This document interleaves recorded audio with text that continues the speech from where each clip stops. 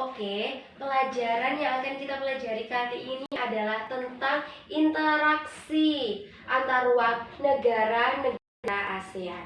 Nah, untuk KD-nya sendiri adalah memahami perubahan dan interaksi antar ruang di Indonesia dan antar negara-negara ASEAN yang diakibatkan oleh faktor alam dan manusia, baik teknologi, ekonomi, manfaat lahan, politik, dan pengaruhnya terhadap keberlangsungan kehidupan ekonomi, sosial, maupun budaya. Dan KD 4.1-nya adalah menyajikan hasil telaah tentang perubahan keruangan dan interaksi antar ruang di Indonesia dan negara-negara ASEAN yang diakibatkan oleh faktor alam dan manusia, baik teknologi, ekonomi, pemanfaatan lahan, politik, dan pengaruhnya terhadap keberlangsungan kehidupan ekonomi, sosial, dan budaya.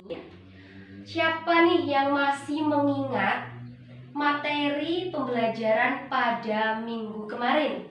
Saya. Nah, sekarang Ibu mau memberikan pertanyaan.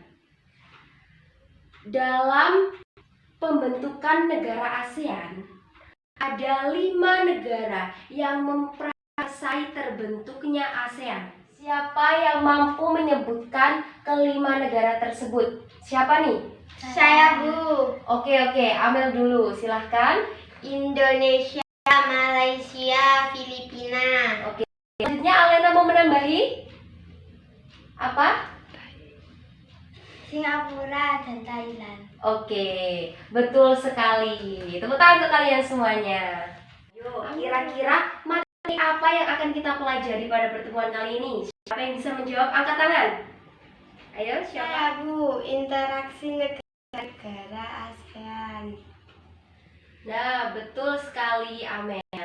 Oke, pelajaran yang akan kita pelajari kali ini adalah tentang interaksi antar ruang negara-negara ASEAN. Sebelum kita lanjut untuk membahas materi pada pertemuan kali ini, Ibu mau kalian menyimak suatu video tentang interaksi antar negara-negara ASEAN. Dalam video yang akan Ibu putar kali ini, saya harap kalian bisa memahami tentang apa pesan yang disampaikan dalam video tersebut dan kalian bisa menganalisis materi apa saja, pembahasan apa saja yang terkandung dalam video tersebut. Sudah siap semuanya? Sudah.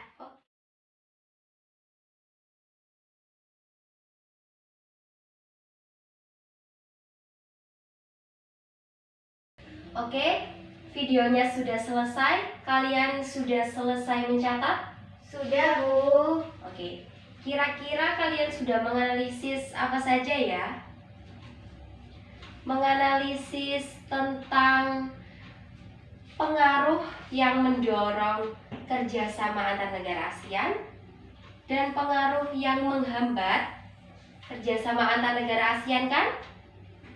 Oke, kali ini Ibu ingin dari kalian presentasi ke depan apa yang sudah kalian dapatkan dari video yang Ibu sampaikan tadi. Mau Alena atau Amen terlebih dahulu? Alena. Oke, Alena. Ayo Alena, silahkan. Assalamualaikum, saya Alena. Saya akan menjelaskan apa yang saya dapatkan dari video tadi. Faktor pendorong kerjasama. 1. Kesamaan SDA. 2. Kesamaan wilayah. 3. Kesamaan ideologi.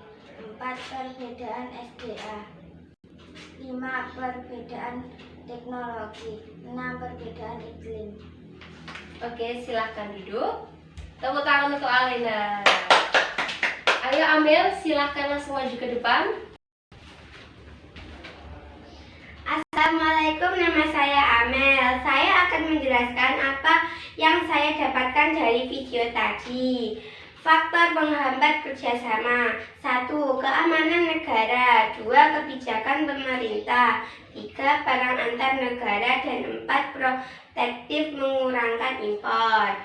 Oke, terima kasih, tepuk tangan untuk kalian semuanya. Nah, setelah kalian tadi menganalisis tentang apa itu faktor pendorong kerjasama dan faktor penghambat kerjasama antar negara ASEAN, Ibu akan sedikit menambahi tentang apa yang kalian dapatkan tadi. Nah, untuk faktor pendorongnya tadi ada kesamaan sumber daya alam. Kesamaan sumber daya alam ini yang menjadikan negara-negara di ASEAN itu saling bekerja sama karena mereka merasa memiliki sumber daya alam yang sama. Seperti halnya Indonesia dengan negara-negara yang lain, apabila memiliki kesamaan akan cenderung untuk melakukan suatu kerjasama. Yang kedua adalah kesamaan wilayah. Nah, apabila suatu negara itu memiliki kesamaan wilayah atau hampir memiliki kesamaan wilayah, maka akan cenderung untuk melakukan yang namanya kerjasama. Yang ketiga adalah kesamaan ideologi. Nah, apabila suatu negara itu memiliki ideologi yang sama, maka ia akan cenderung untuk melakukan kerjasama yang baik. Selanjutnya juga perbedaan sumber daya alam. Tadi ada kesamaan sumber daya alam, sekarang ada perbedaan sumber daya alam. Perbedaan sumber daya alam juga bisa menjadikan faktor yang mendukung kerjasama antar negara-negara ASEAN. Apabila contohnya nih, apabila misalnya negara Malaysia itu tidak memiliki sumber daya alam A dan Indonesia memiliki sumber daya alam A. Nah, Malaysia itu membutuhkan sumber daya alam ini, maka Malaysia dan Indonesia akan melaksanakan yang namanya kerjasama. Nah, selain tadi ada faktor pendukung kerjasama antar negara ASEAN, maka ada juga faktor yang dapat menghambat kerjasama antar negara ASEAN. Di antaranya adalah kebijakan pemerintah. Setiap negara itu memiliki kebijakannya masing-masing. Setiap negara yang ada di ASEAN juga memiliki kebijakannya masing-masing. Maka apabila negara yang satu dengan negara yang lain itu memiliki kebijakan yang berbeda, maka bisa mengakibatkan faktor penghambat kerjasama tersebut. Nah, selanjutnya adalah perang antar negara. Perang adalah suatu hal yang sangat membahayakan. Jadi apabila suatu negara itu melaksanakan suatu perang, suatu negara itu terjadi perang, maka hal tersebut juga dapat menghambat yang namanya kerjasama. Dan yang terakhir adalah protektif atau mengurangi impor. Nah, setelah apa yang Ibu jelaskan tadi, untuk melangkah pada pembahasan selanjutnya, apa ada yang ditanyakan? Saya mau tanya bentuk-bentuk kerjasama ASEAN. Oh, bentuk-bentuk kerjasama antar negara ASEAN. Oke, akan Ibu jelaskan setelah ini ya. Untuk bentuk-bentuk kerjasama ASEAN sudah tertera di papan ini, bahwa bentuk-bentuk kerjasama negara ASEAN itu ada 4. Bentuk kerjasama ASEAN dalam lingkup sosial budaya, politik dan keamanan, pendidikan dan ekonomi. Sosial budaya itu banyak sekali ya, seperti negara-negara ASEAN itu saling menjaga dan melestarikan kebudayaan-kebudayaan yang ada di lingkup ASEAN. Politik dan keamanan, di mana politik dan keamanan negara-negara ASEAN ini sangat dijaga dengan baik. Nah, pendidikan sendiri, pendidikan ini banyak sekali yang dilaksanakan kerjasamanya. Di antaranya seperti kerjasama antar universitas-universitas atau perguruan tinggi yang ada di lingkup ASEAN. Selanjutnya adalah bentuk kerjasama ASEAN dalam lingkup ekonomi. Yang sangat menonjol dalam bentuk-bentuk kerjasama ASEAN adalah dalam kegiatan perdagangan ekspor dan impor. Oke, betul sekali. Nah, Amel, tadi Bu Guru telah menjelaskan tentang bentuk-bentuk kerjasama antar negara ASEAN. Nah, setelah ini kita akan membahas tentang pengaruh kerjasama antar negara-negara. Satunya adalah pengaruh dalam hal ekonomi. Nah, pada tahun 2007 dan 2014, perdagangan ASEAN meningkat mencapai 1 triliun US dollar dari 24% perdagangan antar negara-negara ASEAN dan 14% dengan Tiongkok, 10%-nya dengan Eropa, Jepang, dan 8%-nya dengan Amerika Serikat. Pada saat bersamaan, investasi asing juga meningkat. Nah, hal ini sangat menunjukkan bahwa pengaruh kerjasama yang baik antar negara-negara ASEAN itu juga memberikan dampak yang baik pada peningkatan ekonomi di negara-negara ASEAN. Nah, sekarang nih tentang pengaruh kerjasama antar negara-negara ASEAN dalam bidang sosial.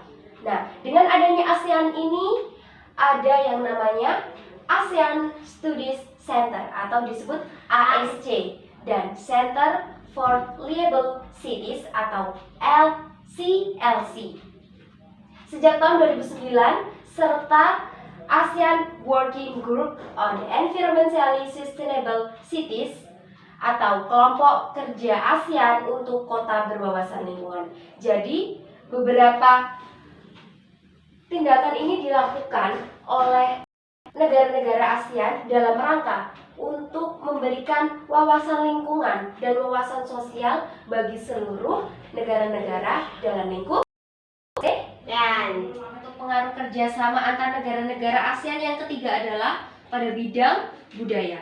Nah, pada bidang budaya ini seperti yang telah dilakukan oleh negara-negara ASEAN yaitu perkemahan serumpun ASEAN. Juga ada festival-festival budaya. Selanjutnya adalah kerjasama antar negara-negara ASEAN dalam hal politik. Pengaruhnya adalah seperti sengketa perbatasan wilayah antar negara-negara ASEAN sudah teratasi dengan baik. Kemudian adanya pilar masyarakat ASEAN yaitu ASEAN Political Security Community. Di sini ada kata SEA Games. Sebelumnya siapa yang sudah pernah tahu? Amel sudah tahu apa itu SEA Games? Belum. Alena? Belum. Oke. Dulu Indonesia pernah menjadi tuan rumah dalam penyelenggaraan SEA Games. Nah, dari yang Ibu katakan tadi, kalian sudah memiliki gambaran atau tidak? Apa sih itu SEA Games? Sudah tahu apa belum? Belum. Oke, langsung saja Ibu jelaskan ya. SEA Games adalah suatu ajang olahraga yang mana anggota-anggota dalam SEA Games adalah negara-negara ASEAN.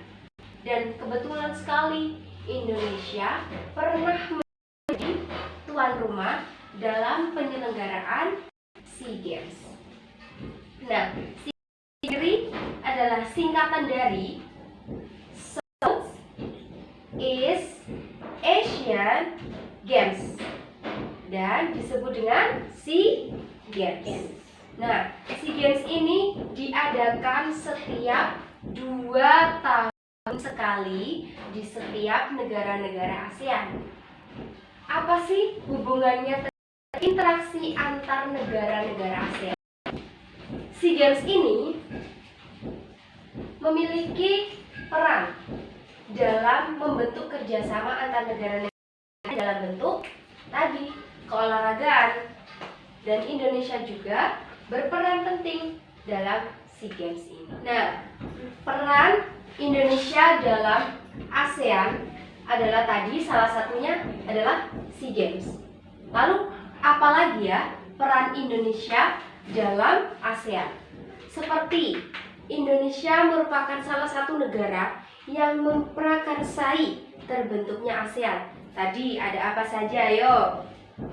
Ada Singapura, ada Thailand, ada Filipina, dan juga Indonesia. Ternyata kalian masih ingat ya. Amel, tolong ya. Kita harus lebih fokus pada materi sekarang. Ya. Nah, selanjutnya apa saja sih peran Indonesia? Nah, Indonesia juga pernah menjadi tuan rumah dalam KTT. Apa itu KTT?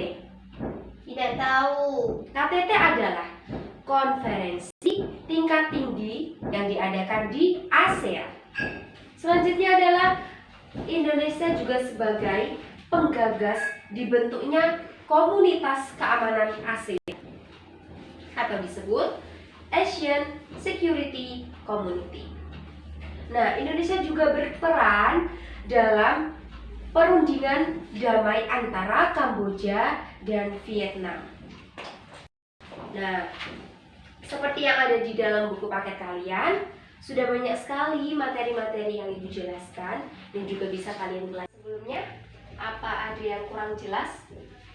Apa ada yang ingin ditanyakan? Tidak, Bu.